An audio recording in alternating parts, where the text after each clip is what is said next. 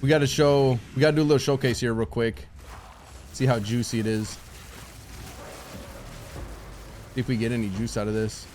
Oh, I didn't even clear that zone below me, but.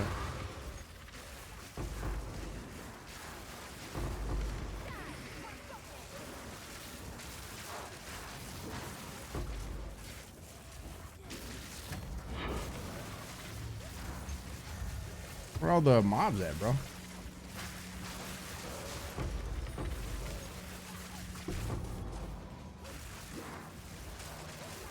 Where they at? There's some.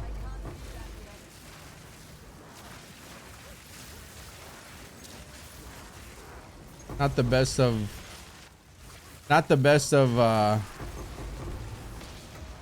breaches, I guess, but it's good enough to give a showcase, I feel like. Hopefully, anyway. Gonna have to work. I might have to turn on my filter, actually. Too much stuff. Okay, good enough for a showcase. Not the best breach. Not the craziest. Not the best. Good enough, though. You get the idea, right? So it is actually a juiced up map. Like I said, we're in a level 81 zone. The map, it's not like this should have been a little more juicy. Just RNG's RNG. But anyways, good enough for a showcase. You guys get the idea how the build works. Let's go through the changes. Big changes. Finally reached the actual, I wouldn't say the pinnacle of the build. There's definitely more to be had, but for you know, this is 400 hours worth of absolute grind, and not just like map grinding, right? My focus has been character building, learning, and balancing, and getting everything out of this character that I want from quality of life, and from the playability of like getting in and blasting whatever I want. Don't want to map, don't want to do bosses, whatever it is. And we finally reached that at the most comfortable level by far. Like, I've been pretty comfy. I've been getting stronger literally every single day, but we finally reached like a checkpoint of where, again, the build is just, oh my gosh, as a whole, it is just unbelievable. And you'll see why here in a second. When we look at skills, I'm going to show you guys real quick, kind of the quick version of before we go through it all. But some of the big changes in the skills, shock siphon is massive in terms of the actual quality of life. Let me go to town here real quick and show you, because I got enfeeble in this map actually, so you can't even see the true damage here.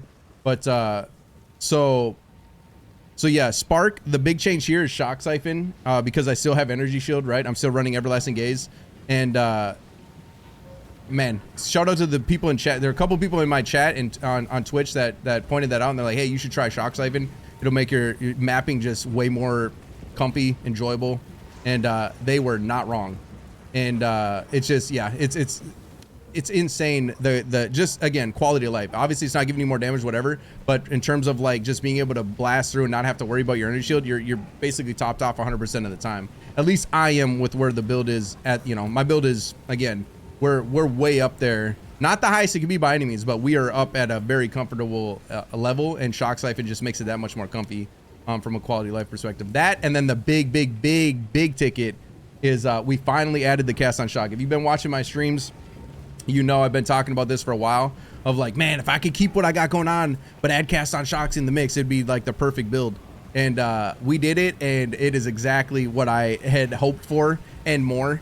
And again, the icing on the cake is we still got more to be had yet, boys. It's insane. The build is so good, man. It every step of the way, just better and better and better and better, and it's been fun every step, right? It's not only getting better, but each step has been fun, and just the progression in this game is absolutely unbelievable. But I'll show you guys top end DPS real quick. So you can see I'm at 233, right? And this is not even like, I could get way more sheet DPS. I could get way more DPS if that was my only focus, right? Through passives and whatever. Like I said, if I put Lightning Master, you guys already know that's like a 40k DPS increase there, flat. But again, shock siphon is just where I'm at. I have plenty of damage already, and shock siphon just trust. Especially if you're up at, if you got a decent amount of DPS, put that bad boy in. If you still have energy shield, and it is, dude, it is a wrap.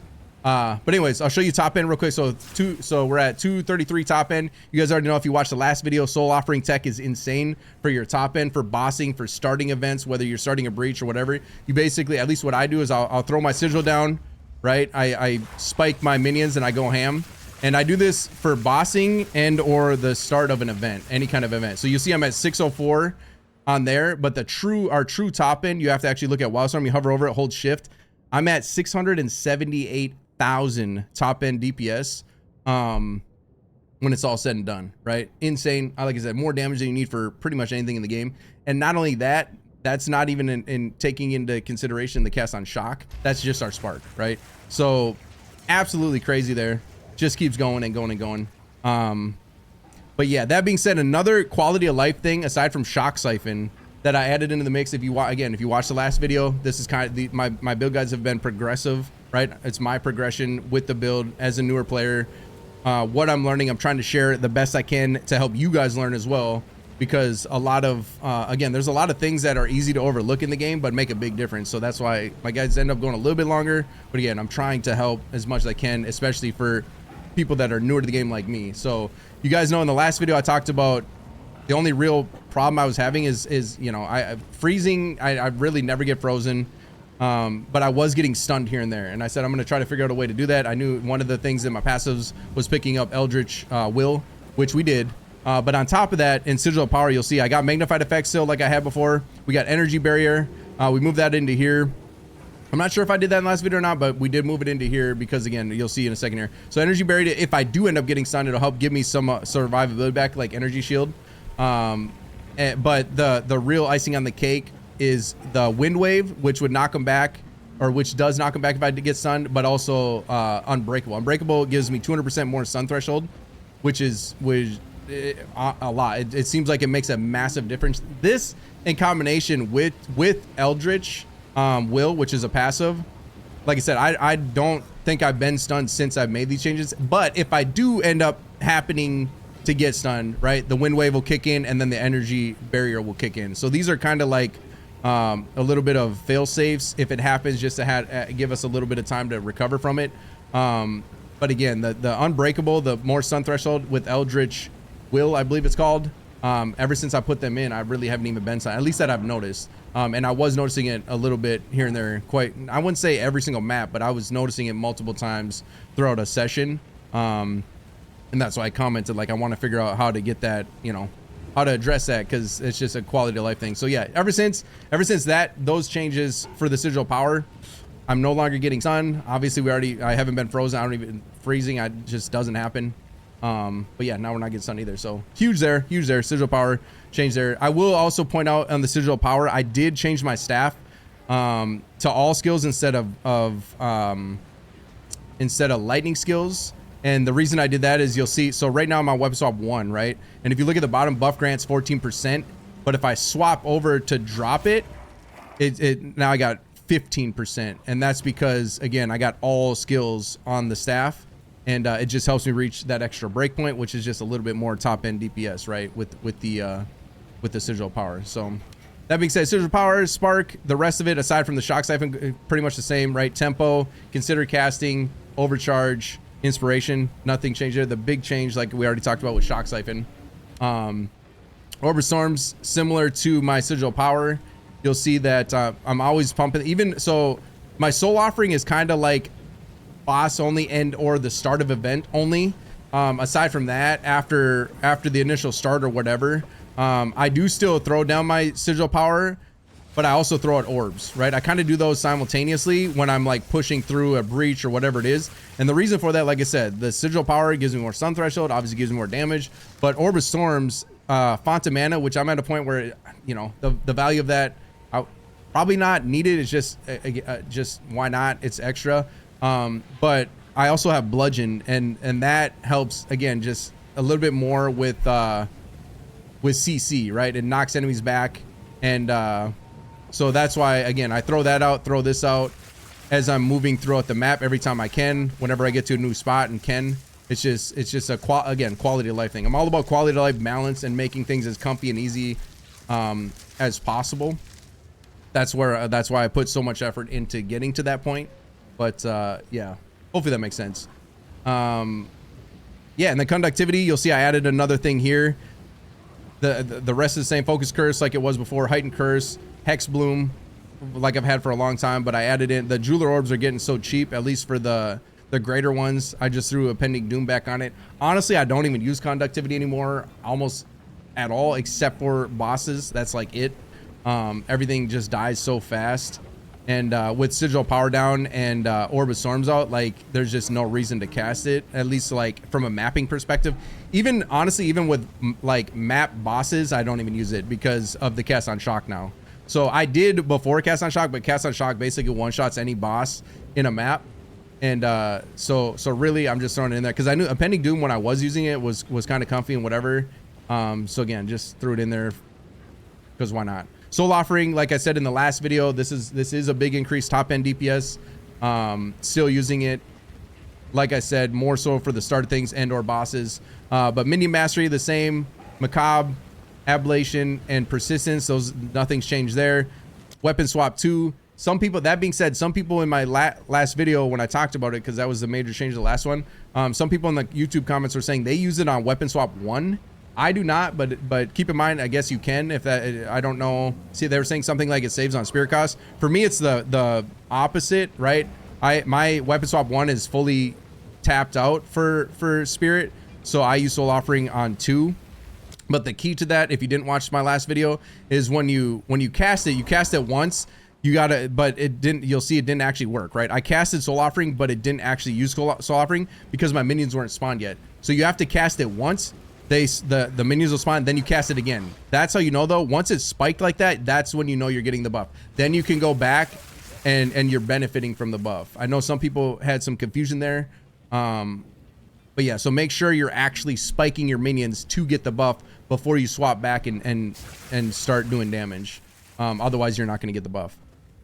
Grim Feast, I have that on Weapon Swap 2 as well. This is more just a throw it in there. I don't know if it's actually doing anything or not, but again, I have extra spirit. I had enough to throw it in, and I figured, like, because I'm teleporting a lot more now, or blinking, I guess, in this game, and so I figured, you know, if I'm casting and stuff isn't quite dead yet, and I teleport into them or blink into them, and they die, I might be able to get a little value from it. Like I said, it's more of a, I don't even know if it's actually really doing anything. It's just I had a free slot and I had free spirit, so I threw it because Grim Feast is strong, but yeah, so again, how much value that actually is giving me, I don't know. But again, that's Weapon Swap 2. And then Weapon Swap 2, of course, for the Cleric. The Cleric with the Soul Offering goes hand in hand, right? If you didn't watch the last video, Soul Offering, that's why I said you basically spawn your Clerics first, then you spike them with Soul Offering. That's when you get the buff. But for me, I have two. I'm spawning on Weapon Swap 2. I'm spawning 2 Clerics. And that's to get, again, just to min-max the Soul Offering with the support gems that are in it. And again, Weapon Swap 2. Blink, again, Weapon Swap 2. So you'll see in Blink, I'm now running Ingenuity and Second Wind. And the reason for that is I got way more dex and I got way more strength now. So I don't have to go out of my way because I added warriors in.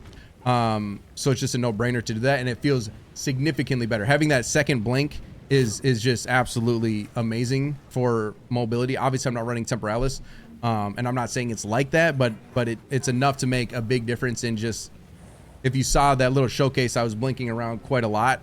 It feels really, really good from a quality of life perspective. And again, that's Weapon Swap 2. Cast on Shock, that is the big change I've been trying and wanting to add into the build without sacrificing anything, and we did it. Again, I wanted to be able to keep everything I already had going on and just throw Cast on Shock in the mix, and we've done it. And not only that, we're stronger. Even if we were to take Cast on Shock away right now, we are still stronger right now than we were in the last guide. Because again, every single day, no matter what, all the changes I make, it's just stronger and stronger and stronger. And again, overall, that's kind of the whole point of what I'm trying to do with the build. But the fact we're able to add Cast on Shock is just absolutely, oh my god, lights out. This with the shock siphon change, like I said, I've finally reached a point with the build that I truly feel like, wow, I could leave it as is and honestly be content per se. I'm not the type of person to really ever be content, let's be real, but I'm to a point where, like, if that was possible for me, like, this is comfy. I really could leave it as is and do really anything in the game with super comfort. Granted, this is 400 hours worth of work. And a lot of learning and a lot of yeah, just a lot of I wouldn't say it's definitely not. Some people are like like in my other guys are like, oh, this is impossible to get. I don't see how you think that. It definitely, I guess if you're super casual, which there's nothing wrong with that. You know, I definitely am grinding more than the average person, I feel like. So it is in that sense to have it right now, but this is definitely something I haven't put hundreds of divs into my gear.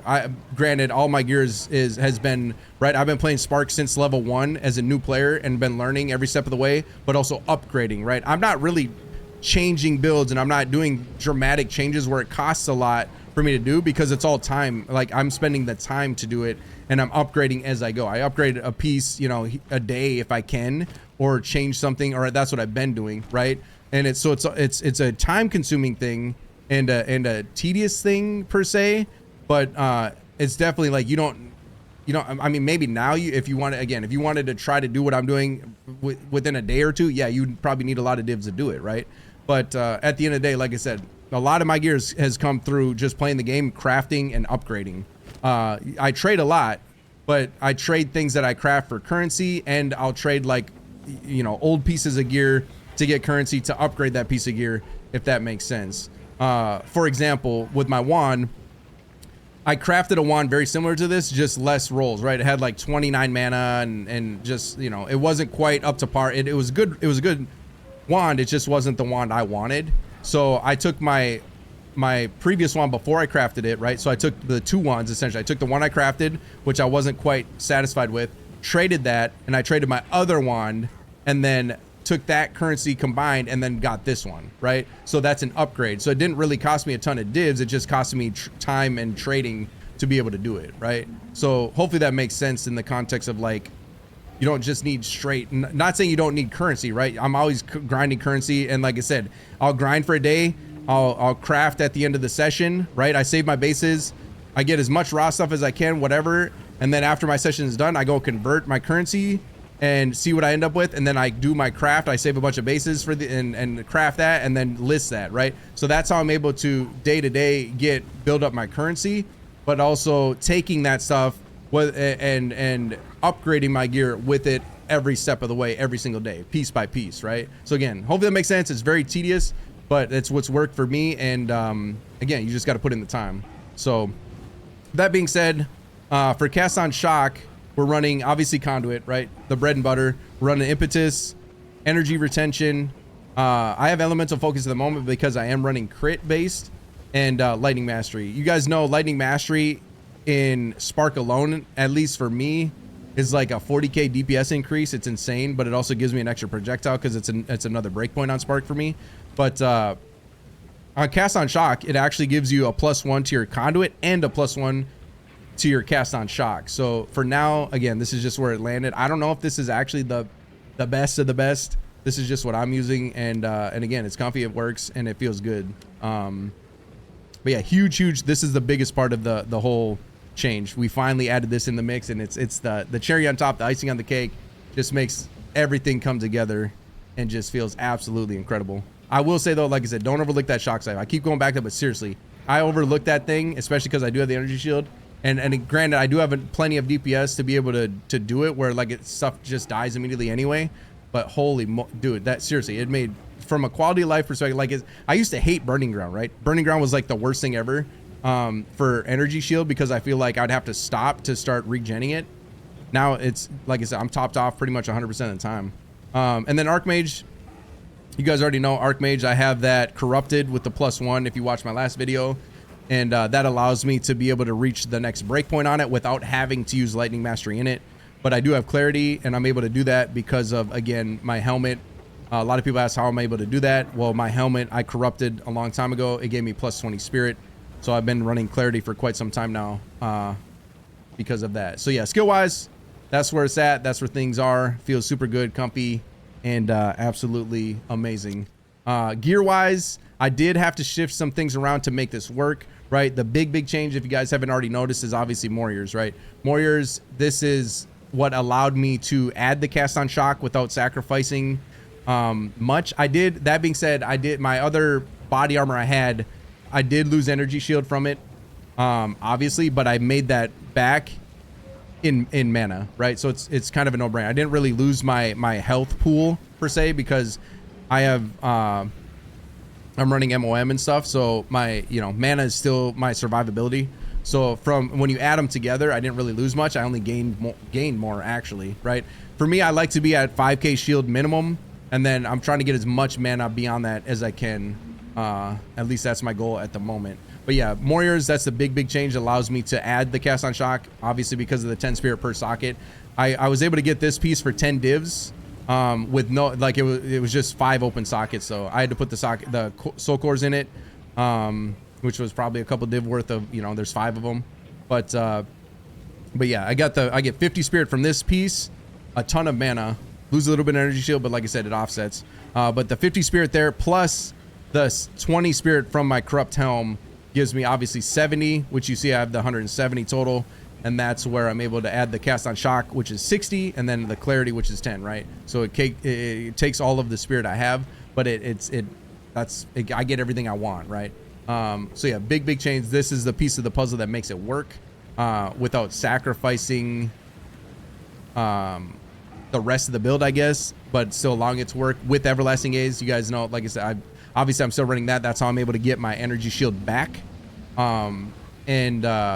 That being said, if I go pure mana, and I would try to get the spirit on here as opposed to here, because then I could get the 5% attributes on here. I think that would be, again, from a pure mana perspective, that's the route I'd go for sure, no question. But for what I got going on with my build, where it's at, and keeping the energy shield and still using Everlasting Gaze, I feel like this is the best Warriors for me, again, with where I'm at. That being said, everybody's going to be in a little bit different spot, and it's really hard to copy something, you know, pound for pound. I know a lot of people reach out to me about like, hey, I can't do this and I can't do that. It's just the game has so much variety in it in terms of the gear to just everything about it. It's really hard to do something one for one, and that's why, again, I try to explain things so it makes sense to try to, wherever you're at in the game, you can, you know, you can make it work with where you're at, right? Because level matters, gear matters, all that stuff makes a big difference on what you can do in the game,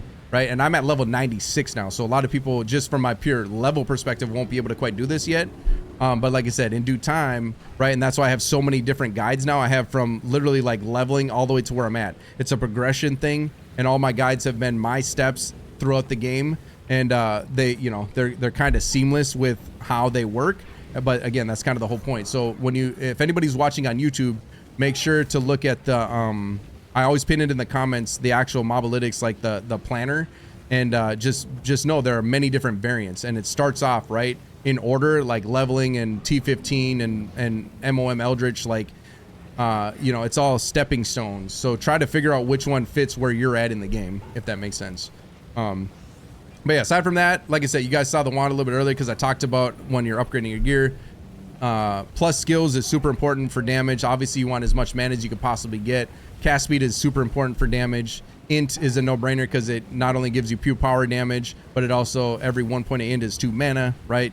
So you can't go wrong there. Helmet, I've had this for a while. Like I keep saying, the 20 spirit, 20 spirit, 20 spirit. That's a big part of, you know, it makes it work for me because of that. If I didn't have that plus 20 spirit on there, it'd be a little bit harder for me to do what I'm doing, obviously. So I'm kind of lucky that I hit that corrupt. But yeah, aside from that, I've had that thing for a while, right? Like I've been running, you guys, I already showed this how many times and how many of my guides. I've been running Everlasting Gaze. Ever since I went MOM Eldritch, I've had Everlasting Gaze, still using it, level 96. You'll see though, if you look, my anoint is different. I finally dropped Pierce. I joined the dark side.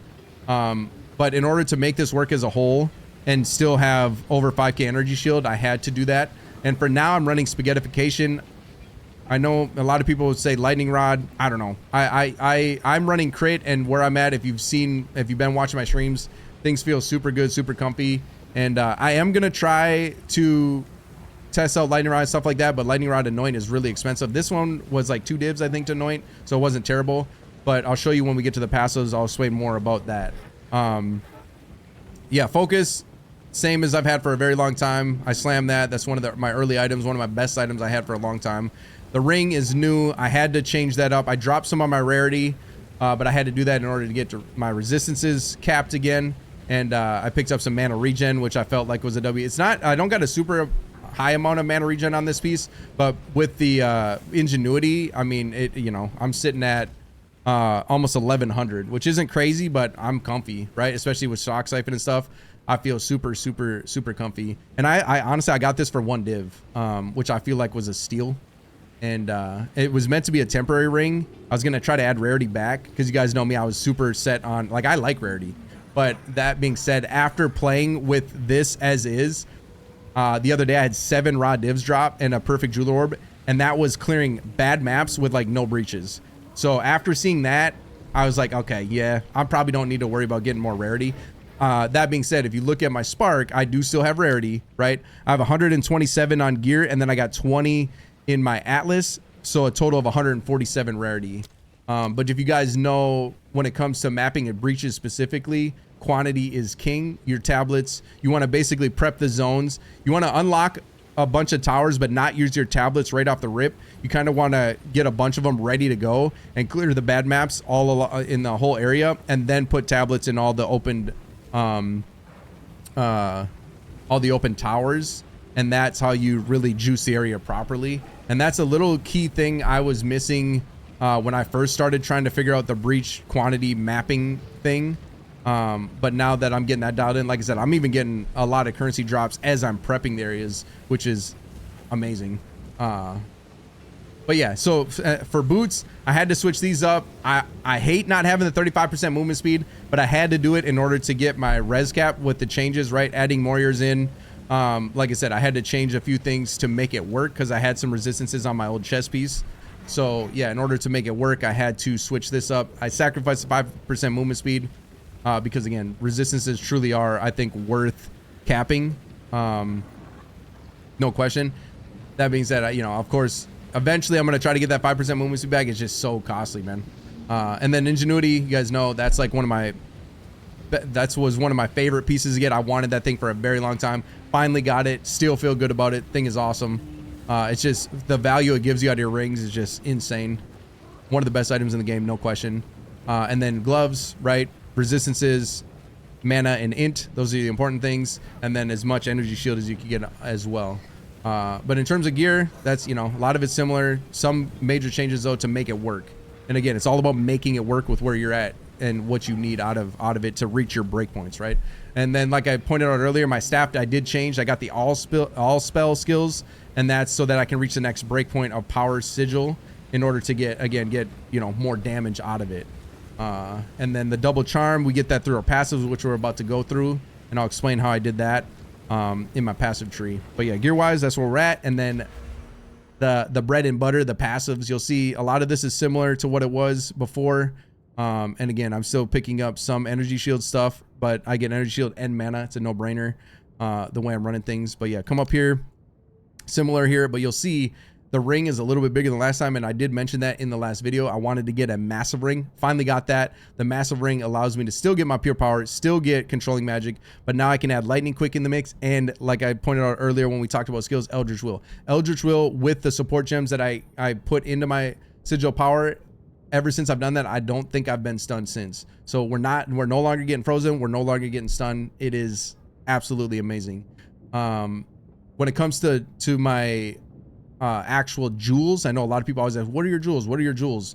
My jewels are almost all the same. I have max energy shield, cast speed, and some source of damage, whether it's elemental damage, spell damage, something like that. But cast speed, I always try to get on it. For sure some source of damage, for sure max energy shield, again because I am still running energy shield.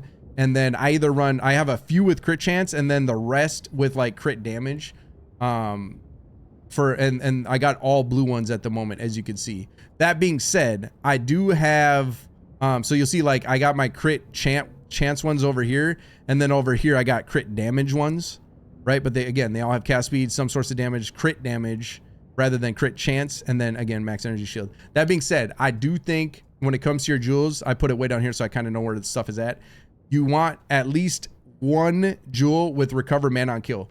No question. Again, quality of life. It's all about quality of life. I get recover mana on kill from this, and then like you saw in my skills, the shock siphon, whenever I kill something, I get energy shield. That's how I'm staying topped off all the time. And from a quality of life perspective, there's there's no way I would not run one, at least one jewel. And you'll see before I actually had 2 jewels that had 1% because they were significantly cheaper, but I changed that.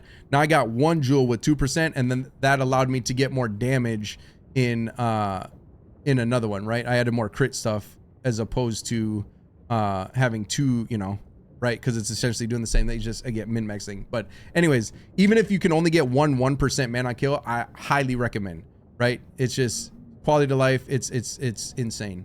So yeah, hopefully that makes sense in terms of those jewels. When it comes to the topic of the other jewels, I already explained the controlled metamorphosis, but you'll see I finally, you guys know, if you've been watching my streams, even to my other guys, I keep saying I still don't have Against the Darkness. Finally got one. I feel like it's a pretty decent one. Ideally, of course, I would rather have int % than the extra lightning damage, but again, I got my max mana. I got a good extra lightning damage. It does what I, you know, need it to do for now. And it felt, honestly, when I first got it, I was like, it doesn't feel that good. Like, it wasn't giving me a crazy amount more mana and whatever. But now that I've had it and like I said, tuned stuff and anointed spaghettification, right? I'm actually getting more value in doing that out of it, right? So I essentially have 3 big nodes for the damage, right? So I'm getting the 12% damage, and then we have only a few nodes for the max mana at the moment. But I did play around with it. Like, I grabbed these 2, I grabbed these 3. Like, I tried different things, and I definitely got more mana. Like, I think it's like 100 mana per point, which is a lot, but I'm not pure mana, right? And from a damage perspective, I was actually losing damage. So I actually decided to just, again, this is where it landed for now. But yeah, finally got that. Super happy about that. And then another jewel that we added in the mix is Megalomaniac. This, I don't know, this is, I wouldn't say this is my first choice for what it is. They're really hard to find though, just like Against the Darkness. Like, it's just super hard to search these things. But you'll see I did get Ingenuity, which is nice, right? And I got Careful Assassin. So again, both of the things on it are value to me. Careful Assassin gives me crit hit chance, a lot of crit hit chance.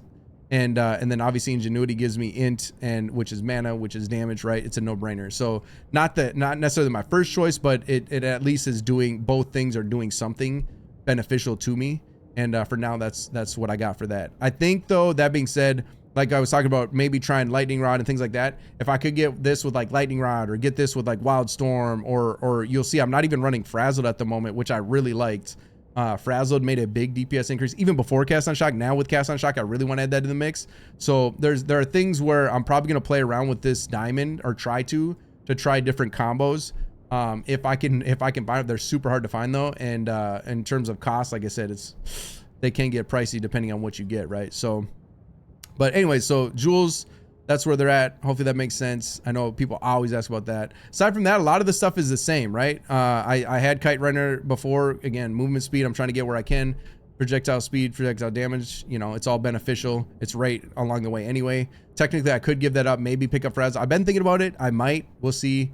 Like I said, so I play around a lot, but yeah. So crit, I got this over here. This too I could give up in favor of that. Well, I can't. Well, that's just it. Like, when it comes to min-maxing stuff, that's only 3 points. I technically need 5 points to reach that, right? So it's a very tedious, drawn out process, and I do try different combos all the time. But overall, where I'm currently at, this is what feels best to me so far. But yeah, so you'll see I come down, I still pick up Heart Stopping down here. And the reason for that is, I should point out, this gives me 10 strength, which is it's nice, right? Obviously, actually, it's really nice, but I don't know what it is. But so I would pick up this node. I think it's a bug. I'd pick this up, I'd get 10 strength, and then I'd go over here and I'd change 2 of these to int, right? And it was like messing with my DPS. I'd lose like 30k DPS or something crazy. It was really weird. I couldn't figure it out, so I just left it. And that being said, if somebody figures out what that was exactly, I don't know what. It was bizarre, but I was losing like 30k sheet DPS by putting this on, and not at putting this on. Putting this on was fine. It would go up, but then for whatever reason, when I would switch out of the strength down here into int, it would like take away a ton of my DPS. It was so weird. I couldn't figure it out, so I just ended up going with this because I still get 10 int off of this one, and then this crit hit chance mixed with what else I got going on. I'm actually at 25, right? Almost, I think I'm just shy of 25 crit chance, right? So, which is nice. But yeah, that being said, like I said, I don't know if that's got to be a bug. I don't know. It was really weird. I tried to figure it out. I couldn't quite figure out what exactly was going on there. That being said, acceleration still. This Hunter's Talisman, a lot of people ask again, this is how I'm getting the second charm slot to be able to get a stun one and a freeze one. And that's how we're no longer getting stunned. We're no longer getting frozen. Huge. I think it's very worth, at least in my opinion. It's only 2-point investment because I'm already coming down here anyway. And not being stunned and not being frozen is, yeah, massive. And then Polymathy, of course, for the increased attributes. And that in combination with spaghettification, like I said, it helps offset the cost of warriors. And then the only other big change, one of the bigger changes, I should say, you'll see that I'm picking up stuff down here with my second weapon swap. And that's because you guys, I keep saying, like, my conductivity, I'm hardly using at all anymore. I still use it like for bosses, but that's pretty much it. Literally, actually, that's like it. So I do still keep some of my stuff, like effect and a little bit of duration for the boss fight. Right, I still got a couple sections of curse stuff, but I took away a couple sections in order to come down here and pick up recovery, right? Cooldown recovery rate. And the reason for that is for my blink, right? If you saw in the showcase, I'm blinking a lot more. I get double blinks, but I also have a lot more cooldown recovery rate, so I can blink a lot. Obviously, it's not temporalis by any means, but it definitely, from a quality of life perspective, at least where I'm at with the build now, it's a no-brainer for me. So yeah, aside from that, like I said, that's pretty much it. I don't think I missed anything. If I did, right, if you're watching on YouTube, you already know I pin the actual planner in the comments always in any of the guides I make. So yeah, hopefully that was helpful. Hopefully, like I said, hopefully that makes sense. I try my best to help you guys understand what I'm doing rather than just give you the face value of things. If you want the face value, like I said, just hit the planner, look at that. Even in that, I got tons of notes, right? I try my best to help everybody learn, because myself, I'm learning as well. And there's a lot of things in the game that, you know, might seem like just common knowledge to anybody who's been playing the game, but for people that are newer, it's not necessarily. So that's why I try to be as helpful as possible. So, but yeah, anyways, like I said, I think we went over the skills, gear, passives. That's the main thing. Oh, I guess I could show you guys my atlas real quick. I know sometimes I finished my guide, I'm like, oh, I should have showed that real quick. So yeah, this is where my atlas is. I believe this is FUB. This is basically a mirror of FUB guns, right? I want to give credit where credit's due. It's not like I came up with this. I'm pretty sure this is FUB guns, and it works really well, right? When it comes to the breach tech, that dude is he knows his stuff, right? So I believe this is FUB guns, or very close to it if it's not, but I'm pretty sure it's pretty, I believe it's his. And then like the breach stuff, obviously. Don't forget that if you're a newer player, remember, if you haven't seen some of my earlier videos, this was massive. Do not overlook the importance of your atlas. Atlas is very important to mapping, and the things you're doing in game. This is important. Obviously, this is important. Like, it's super. Do not overlook the importance of a good atlas setup. I remember when I was breaching, I had a good atlas like this, but once I added this in the mix, it was like night and day with how much better breaches spelt specifically. So any category, right? I still got to do all the other. Look, I got so much more to do in the game. That's not, the game has so much to do, man. Just no shortage. But anyways, yeah, hopefully that helps. Finally remembered to add that in the mix. And yeah, I think that's everything. If you have any questions, you already know, twitch.tv/Merkadis. If you have any other insight, any whatever, come kick it. Have yourselves a good old time. Good vibes, good times, good people. That's what it's all about. I appreciate y'all watching, and like I said, hopefully it helps, and I will see you guys again in the next one. Much love, y'all. Good luck, and I'll see you guys again, man.